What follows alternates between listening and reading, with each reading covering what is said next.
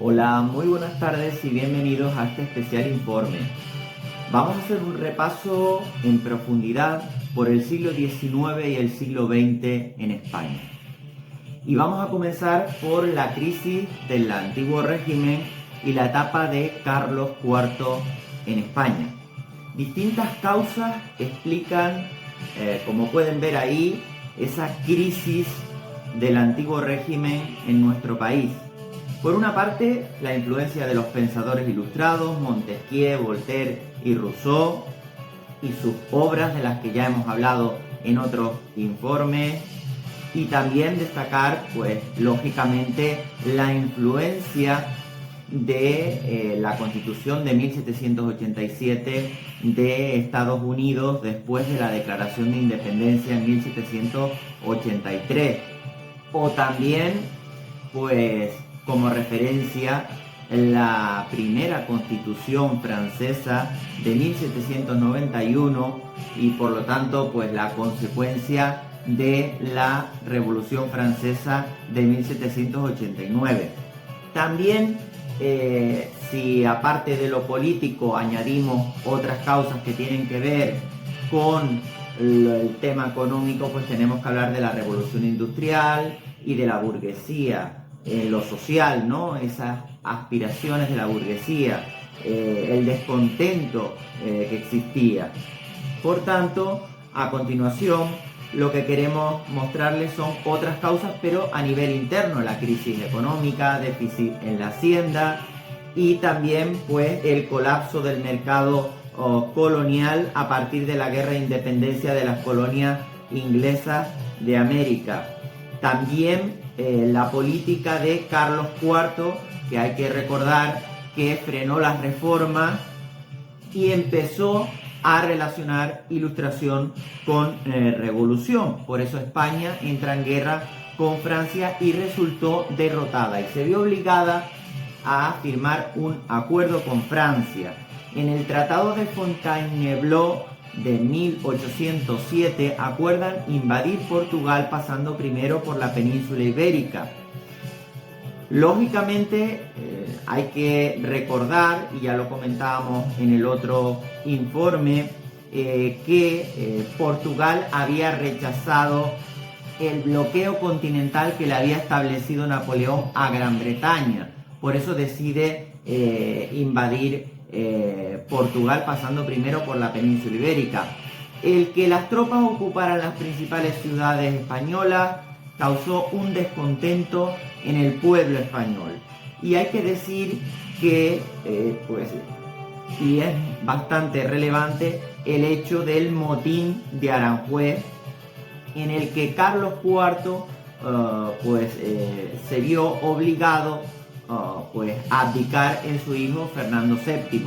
Por tanto, lo que hace Napoleón es aprovecharse de los problemas de la familia real española, a la que acaba secuestrando en Bayona y obligándola a abdicar en su hermano José Bonaparte. Por tanto, la población española quedó dividida entre los afrancesados, que apoyaban al hermano de Napoleón, José Bonaparte, y los fernandinos, que apoyaban a Fernando VII.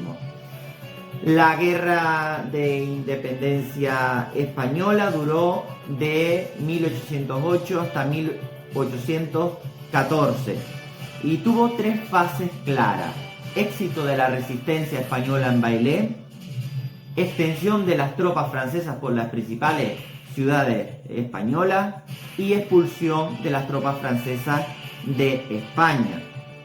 Por tanto, en este contexto de guerra e independencia española, las Cortes de Cádiz redactan la Constitución de 1812, que va a ser lo siguiente que vamos a explicar tras explicar la guerra de independencia española.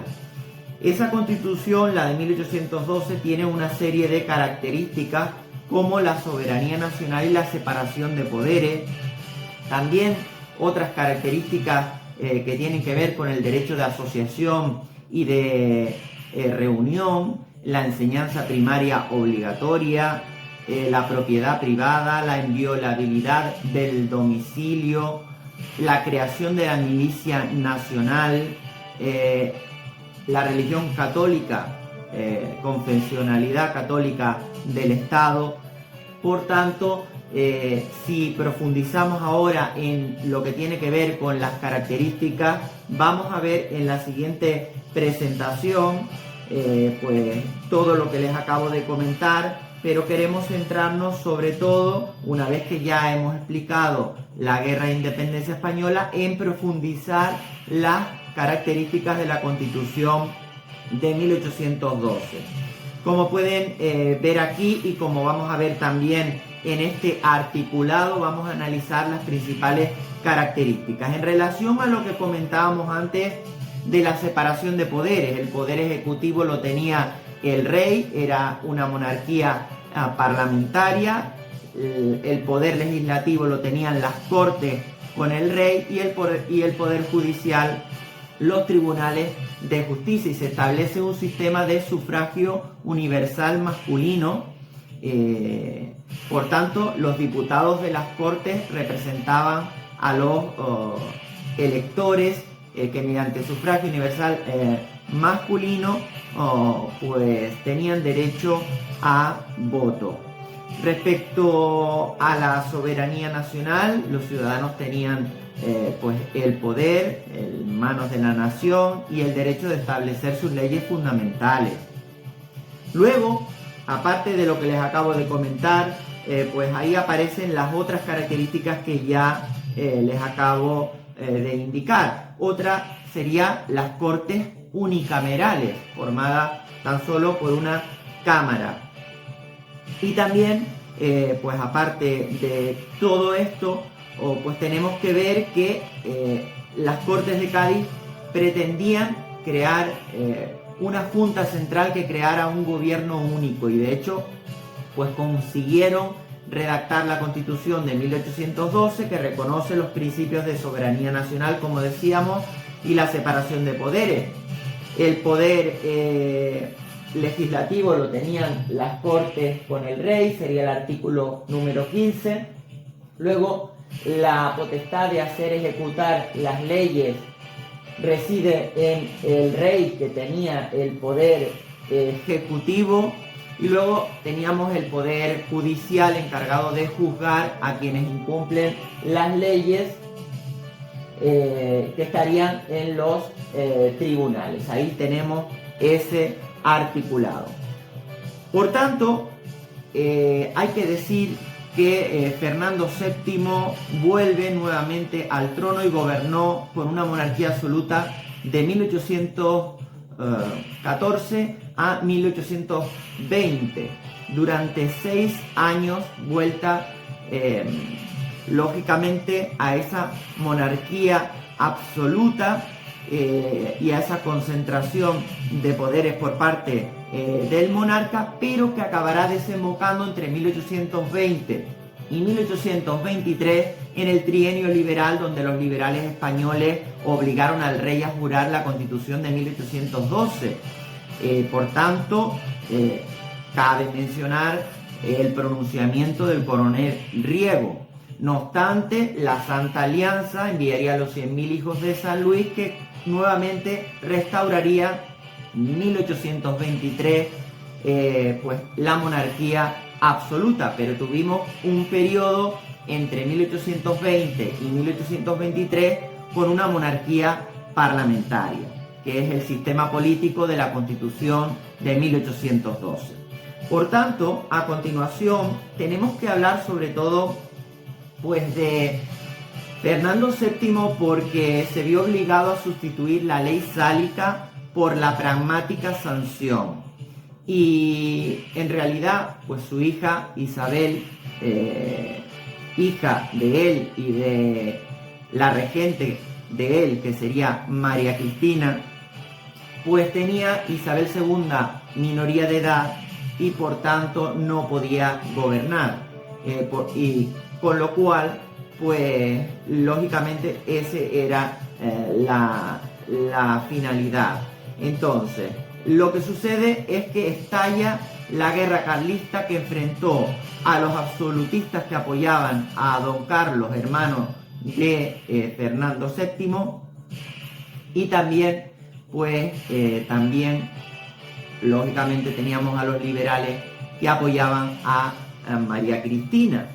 Por tanto, pues fue una guerra civil y también ideológica que enfrentó a los liberales y a los absolutistas, pero que finalizó con el triunfo de los liberales que apoyaron a María Cristina, y por tanto, pues con el abrazo de Vergara, el éxito lo tuvieron los liberales, el fracaso los absolutistas.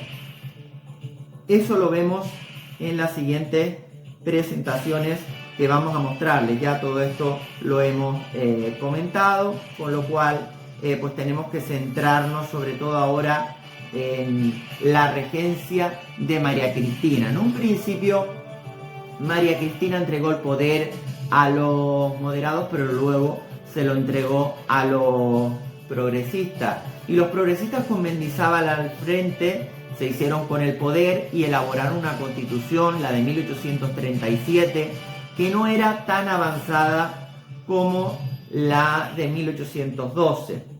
En la siguiente infografía vemos que durante la etapa de Mendizábal, pues lógicamente se acabó con los restos del antiguo régimen, pero triunfa, como decimos, la Constitución de 1837, en la que se reconoce la soberanía nacional, la división de poderes, aunque existía colaboración entre las Cortes y el Rey, los derechos individuales, la aconfesionalidad del Estado. Hay que decir que respecto a esto, no se prohibían otros cultos en la Constitución de 1837, pero sí que es cierto que tampoco aparecía reflejada por escrito la libertad religiosa, con lo cual pues tenemos ahí esa discrepancia, ¿no?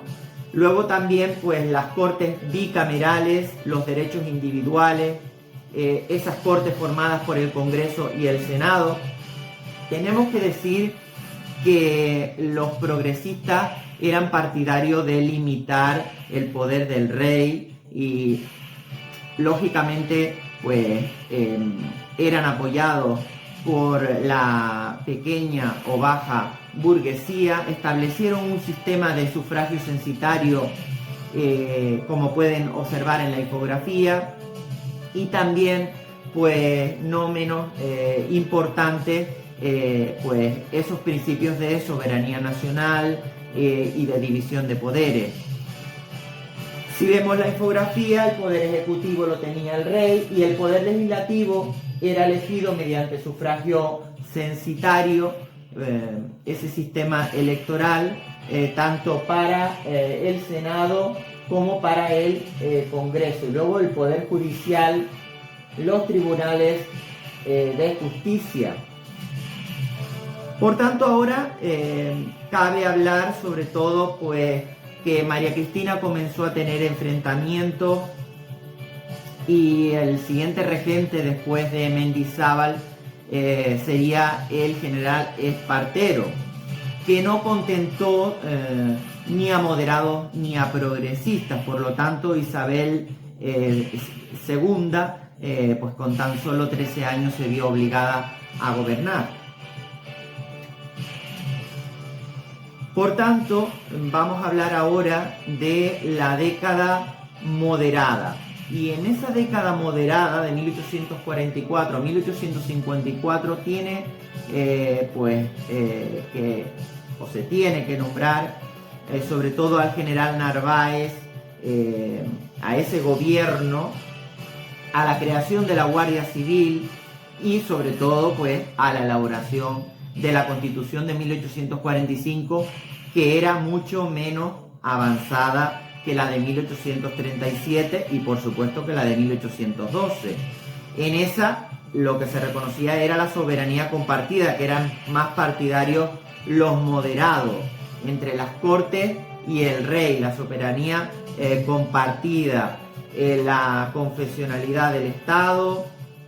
Luego también otras características que la diferenciaban pues era que el poder legislativo lo tenían las cortes bicamerales, igual que en la otra constitución, pero los electores podrían elegir a los diputados del Congreso mediante el sistema de sufragio censitario.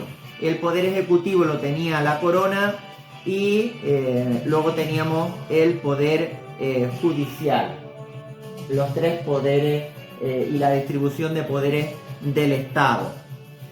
Por tanto, ahora viene el bienio progresista con la figura de Espartero y el general O'Donnell, que lógicamente pues se encargarían ahora en esa etapa progresista del gobierno.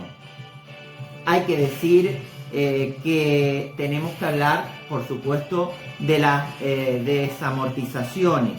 En este caso, las desamortizaciones, pues antes de hablar de la de Madoz, y antes pues de la de Madoz fue la de Mendizábal en 1837. La de Mendizábal afectó sobre todo a los bienes eclesiásticos, mientras que la de Madoz afectó pues a los ayuntamientos y a los hospitales, escuelas, etc. La expropiación de bienes. Por tanto, aparte de esa desamortización de Madoz de 1855, la Ley General de Ferrocarriles de ese mismo año. Descontento social, crisis de subsistencia, revueltas obreras y campesinas y motines en muchas ciudades. La última etapa del reinado de Isabel II estuvo marcada por la corrupción y la crisis económica y acabará desembocando pues en agosto de 1866, en el que progresistas y demócratas acuerdan en Ostende, de ahí lo del pacto de Ostende, pues con ese pacto terminar con el régimen de Isabel II y la creación de un gobierno provisional y unas cortes constituyentes. Por tanto, después de la Revolución Gloriosa de 1868, que tienen ahí en la pantalla, pues se implantaría la monarquía constitucional democrática, el sexenio democrático, esa constitución de 1869 que reconocía la soberanía nacional, una clara separación de los poderes del Estado, la libertad de asociación, de reunión, la libertad religiosa propiamente recogida. Por tanto, lógicamente el Parlamento, del que también tenemos que hablar, que elaboraba las leyes, era igualmente bicameral, como hemos hablado en las dos anteriores, y se establece un sistema universal masculino de sufragio. Por tanto, ese sistema de sufragio universal masculino le permitía votar a los hombres. Y pues cabe mencionar la figura de Amadeo de Saboya, que fue un rey demócrata. El funcionamiento pues lo tenemos aquí. El rey reina pero no gobierna. Por tanto, el rey era el jefe del Estado, que nombra al gobierno, que tendría el poder ejecutivo.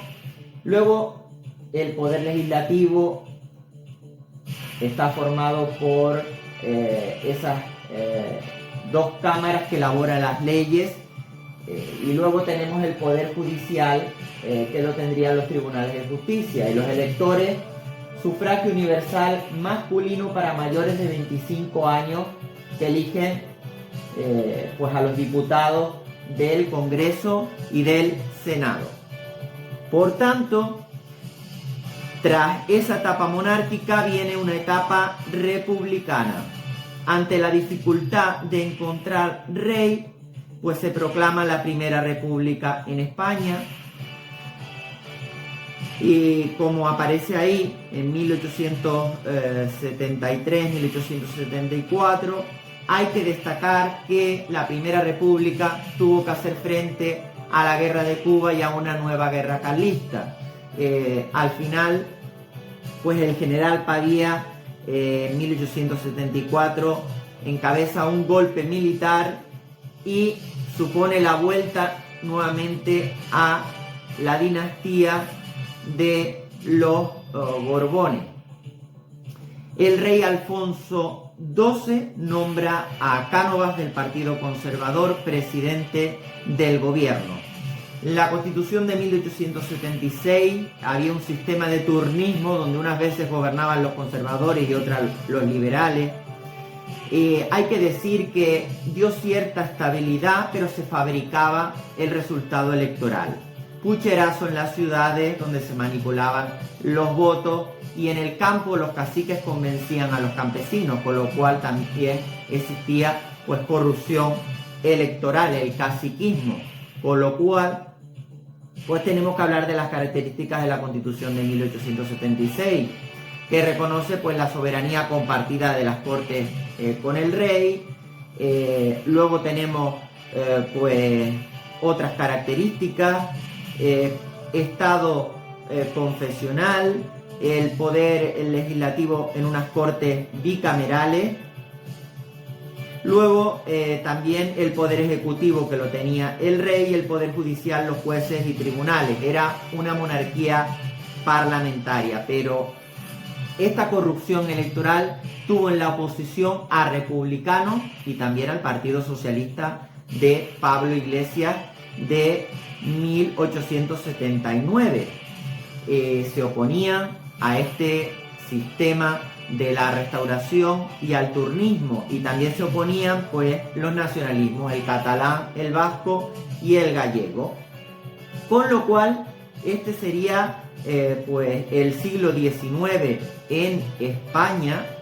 Y ahora vamos a pasar a explicar el siglo XX, pero para poder entenderlo tenemos que ponernos en situación.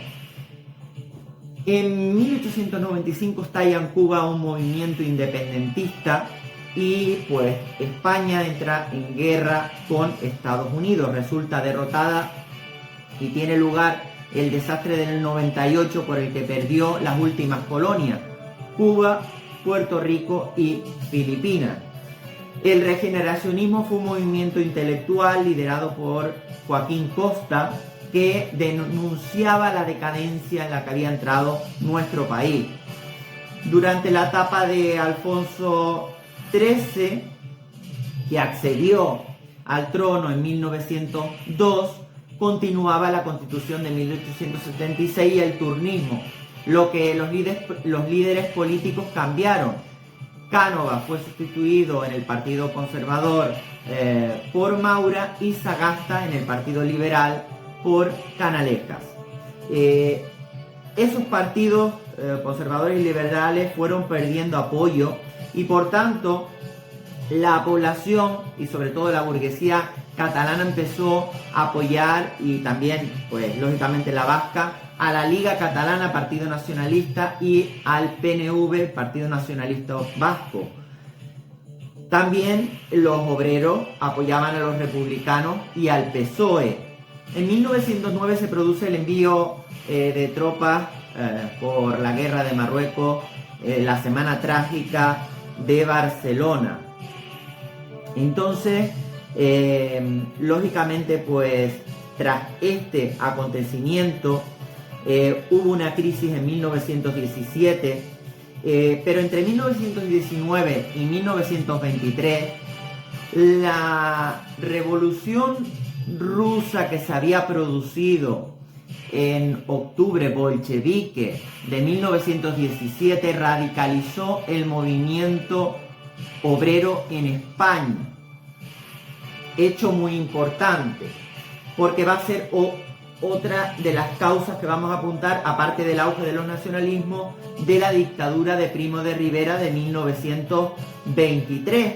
Porque además de que Primo de Rivera intentara acabar con el sistema corrupto de la Restauración, Primo de Rivera, pues lógicamente quería también, pues otro de sus planes, y lo defienden muchos historiadores, era abortar o evitar la democratización del sistema de la Restauración, que no se llegó a conseguir, pero que hubo unos intentos en el sistema de la Restauración durante la etapa de García Prieto, pero como decimos no se llegó a lograr. Entonces España también resultó derrotada en la guerra de Marruecos con el desastre de Anual. Todo esto suponen pues una serie de causas que motivaron pues ese golpe de Estado por parte de Primo de Rivera de 1923, suspende la Constitución y el rey Alfonso XIII fue cómplice de la dictadura que va a durar desde 1923 hasta 1930, sobre todo por la etapa de crecimiento económico.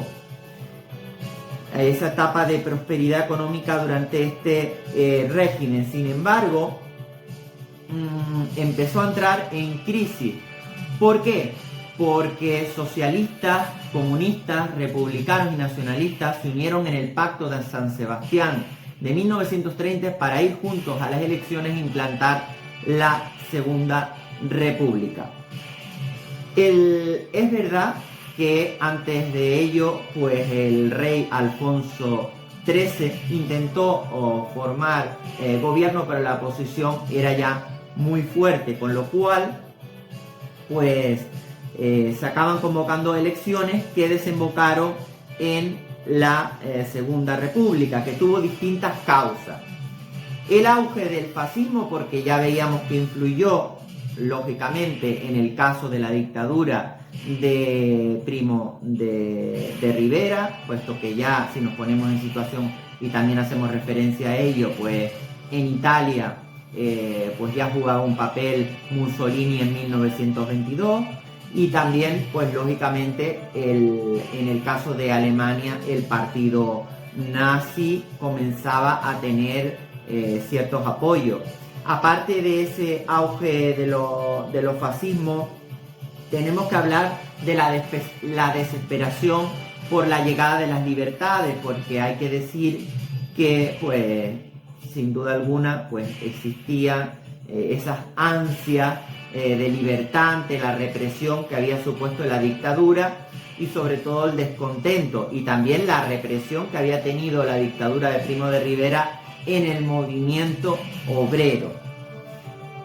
Respecto a las elecciones que se convierten de 1931 en un plebiscito, apoyo masivo del pueblo, hay que decir que, pues lógicamente, aunque en las principales capitales de provincia, sobre todo, pues tuvieran bastante apoyo, como vemos reflejado ahí, ¿no? Ese apoyo que tuvieron en las capitales de provincia republicanos. Por tanto, esto es muy importante tenerlo en cuenta. Alfonso XIII se exilia y se implanta la Constitución de 1931 que reconocía la soberanía nacional, la libertad individual, la libertad de expresión. Se reconoce el sufragio universal sin distinción de sexo. Otras características sería el Estado aconfesional, libertad religiosa, organización territorial descentralizada, bienestar social, enseñanza pública, que se reconoce pues los tres poderes del Estado. El legislativo lo tenía el Congreso, elegido por sufragio universal para mayores de 23 años. Luego teníamos el poder ejecutivo, que lo tenía la Presidencia de la República y el Gobierno, y el poder judicial, los tribunales de justicia. Se hicieron reformas durante la etapa de la restauración, sobre todo de la Segunda República. Esas reformas, pues lógicamente tenemos que hablar de ellas, ¿no? Porque son reformas importantes. Por ejemplo, las que tienen que ver en el campo, ¿no? Con mejorar las condiciones de los campesinos y sobre todo con expropiar las tierras, los latifundios, las grandes extensiones de tierra.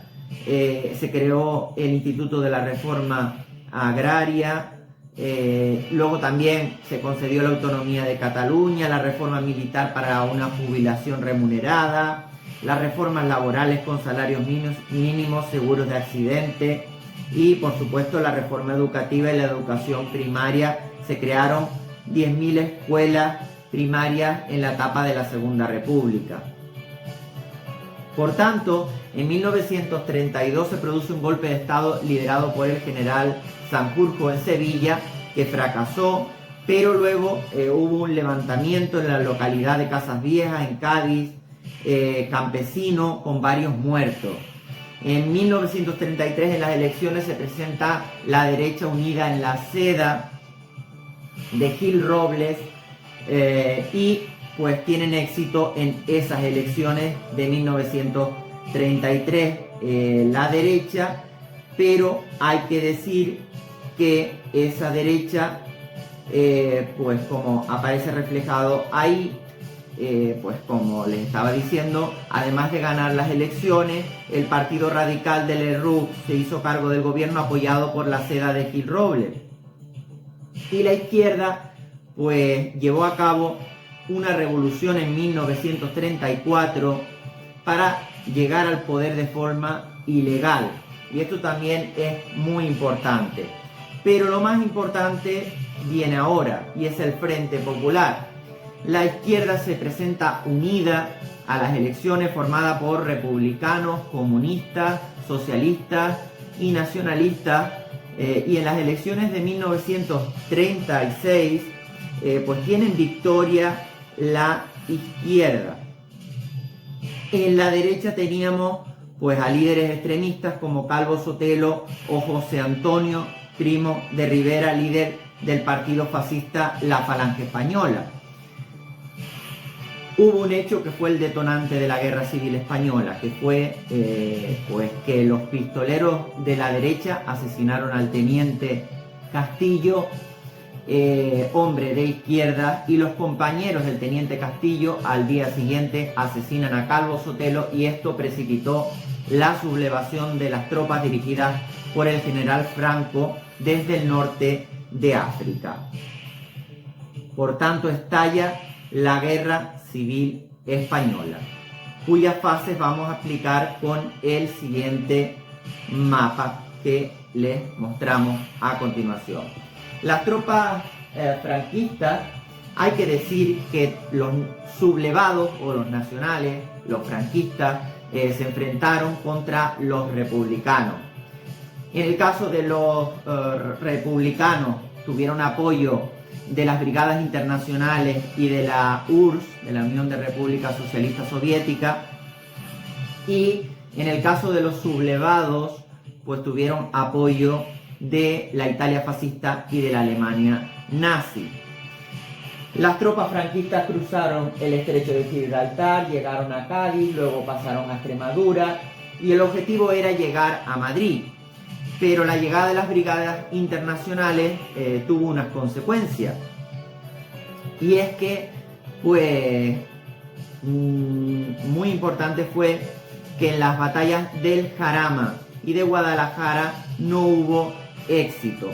Se desplazaron las tropas franquistas hacia el frente norte en 1937 y lógicamente el norte sí que tiene éxito en el bombardeo de Guernica por parte de la aviación alemana Legión Cóndor. Primero cayó el País Vasco, luego en Cantabria Santander y por último Asturias. Por tanto, pues ya vemos que el norte fue pérdida de los republicanos y fue un duro golpe porque perdían los recursos industriales y mineros de la zona. Las tropas franquistas se dirigieron ahora hacia el este peninsular y tiene lugar la batalla del Ebro, donde el ejército republicano quedó prácticamente destruido. El objetivo de los franquistas era aislar la zona republicana en su parte catalana. Cuando ya llegaron las tropas franquistas a Cataluña y luego lo hicieron a Madrid, ya casi no tenían oposición. La guerra civil se dio por terminada en 1939. Por tanto, se implanta en España la dictadura franquista, de la que vamos a hablar ahora, que duró desde 1939 hasta 1975. Por tanto, vamos a comenzar con las características del régimen. Era un sistema totalitario, un régimen fascista, con unas características similares a la Italia fascista y a la Alemania nazi. Hay que recordar que, lógicamente, en 1939 comenzaría la Segunda Guerra Mundial. De ella hablaremos ahora y del papel que tuvo España en ella, pero vamos a seguir haciendo hincapié sobre todo en las características que tienen que ver con ese sistema totalitario donde todos los poderes eran concentrados por Franco, por el dictador, el ejecutivo, el legislativo y el judicial. Existía un partido único, Fet de la Ons. No se respetaba la libertad individual de las personas, intentaban controlar todos los aspectos de la sociedad. Solo existía, como decíamos, ese partido único. Se eliminan los regionalismos, por tanto, se pone fin, lógicamente, a los estatutos de autonomía catalán y vasco. Y también, no podemos olvidarnos tampoco del control de los medios de comunicación. Franco se convierte en el caudillo de España, el generalísimo de los ejércitos. Y ahora vamos a ir haciendo referencia a otras características. Como vemos a continuación, esa concentración de poderes y esa jefatura del Estado en manos de Franco. Y aquí vemos ese partido único y el apoyo que obtuvo tanto del ejército como en el caso de la Iglesia católica se benefició de un Estado confesional. El ejército suponía la garantía para el régimen y los terratenientes y grandes empresarios asentaron su dominio. La burguesía agraria se benefició y la burguesía industrial. Pero hay que decir que la represión, y es muy importante, que existía en estos momentos, los apoyos sociales que tuvo las élites económicas, los terratenientes, los empresarios y los propietarios del norte de España apoyaron el régimen. Las clases medias y apolíticas no apoyaron la revolución social durante la guerra civil, pero tampoco apoyaban el franquismo. Luego, las familias del régimen y otros grupos de influencia, los falangistas, los carlistas, los ultracatólicos y la seda, los monárquicos. La Iglesia a través de la Asociación Católica Nacional de Propagandistas y el Opus Dei. Por tanto, la Ley de Responsabilidades Políticas en 1939, la Ley de Represión del Comunismo en 1940,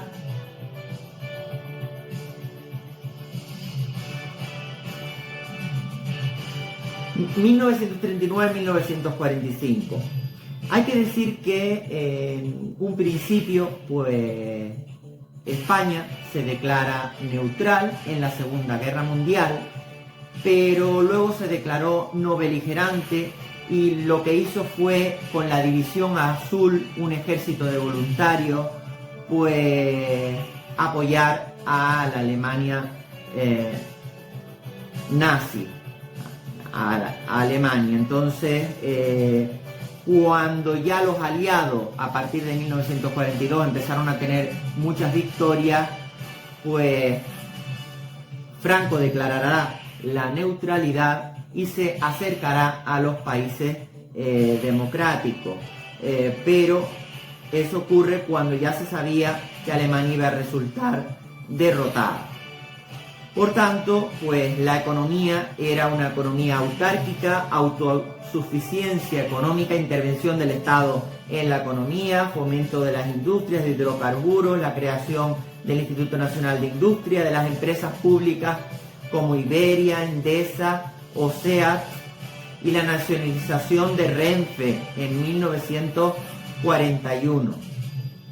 Control de los productos agrícolas, descenso de la producción, racionamiento para controlar y también pues el mercado negro, ¿no? Respecto a lo que estábamos comentando de lo que tenía que ver con el racionamiento, hay que decir que la asignación de productos básicos a las personas de un estado para paliar el desabastecimiento, esto fue bastante importante.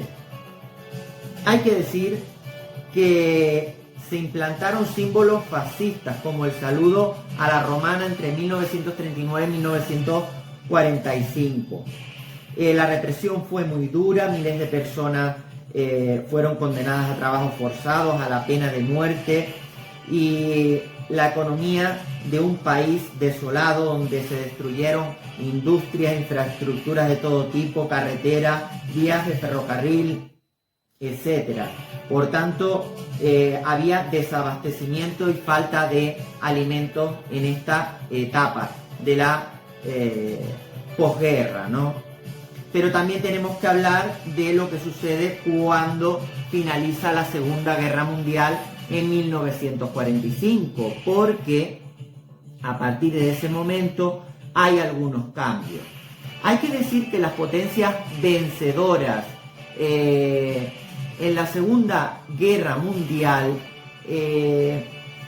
al principio, pues estaban en contra del franquismo, pero es verdad que cuando se inicia la Guerra Fría y había intereses con destruir el comunismo, dado que, pues lógicamente, el régimen franquista era anticomunista, por tanto, pues de una manera podríamos decir que interesada, mostraron su apoyo al régimen, pero ya decimos, por esa conveniencia, porque el régimen franquista en contra del comunismo.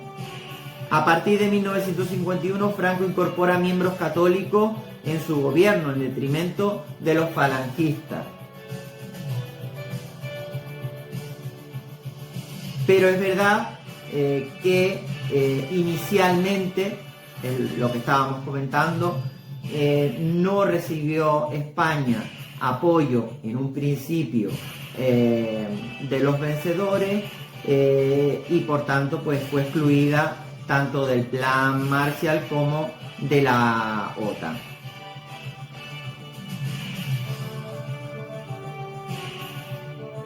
Reconocimiento internacional, concordato con la Santa Sede en 1953. Se reconocían los privilegios del régimen franquista, los que había tenido la Iglesia. Acuerdos económicos y defensivos con Estados Unidos, ayuda económica.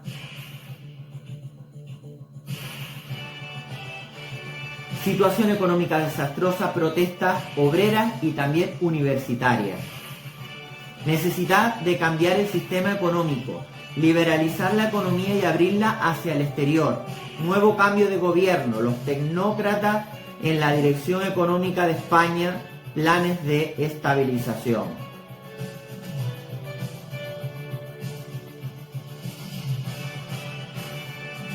Las actuaciones llevadas a cabo por los tecnócratas, esa entrada al gobierno de políticos vinculados al Opus Dei, bueno, pues reducir la inflación y el déficit público con el plan de estabilización de 1959, liberalización interior, se eliminan los organismos interventores y liberalización exterior de evaluación de la peseta y llegada de inversiones extranjeras. Por tanto, a partir de los años 60 comienza a haber un crecimiento económico.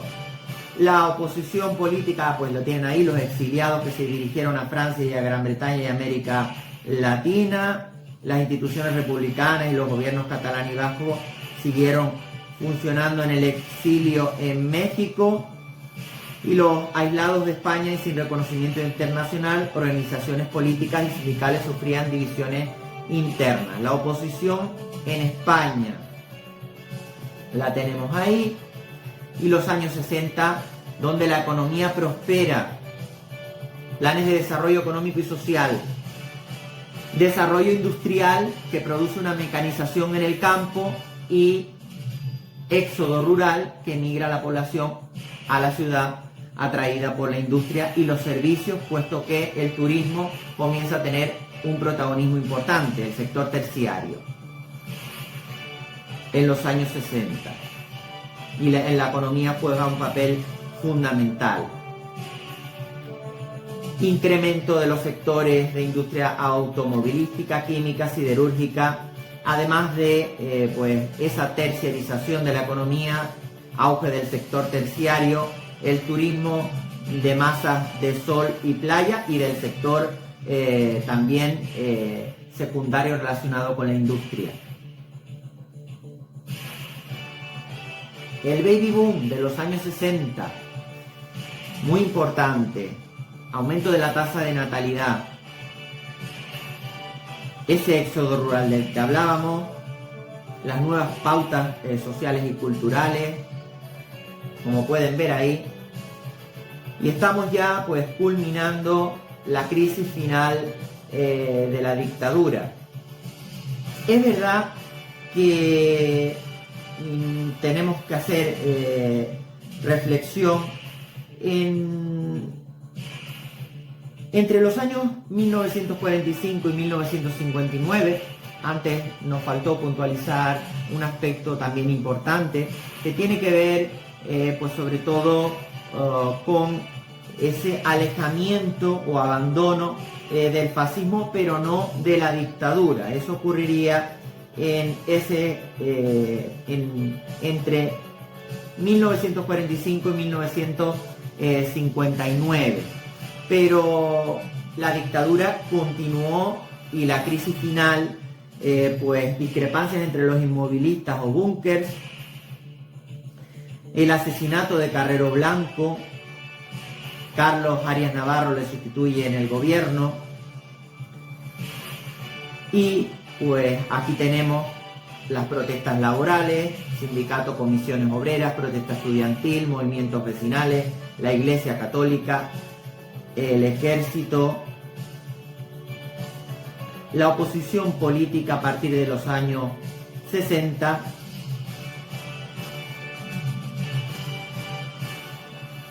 el conflicto del Sáhara, Marruecos inicia la Marcha Verde con apoyo de Estados Unidos. España entrega el Sáhara a Marruecos y Mauritania. Esto en cuanto a la política internacional. La muerte de Franco el 20 de noviembre de 1975 y la proclamación de Juan Carlos como sucesor en la jefatura del Estado. Ahora vamos a ver, ya para ir concluyendo, las características de la Constitución de 1978, que continúa vigente en la actualidad, y que ese organigrama, esa monarquía parlamentaria, donde el poder ejecutivo lo tiene el presidente del gobierno, el poder legislativo, el Congreso de los Diputados, y el Senado, y el poder judicial, los tribunales de justicia.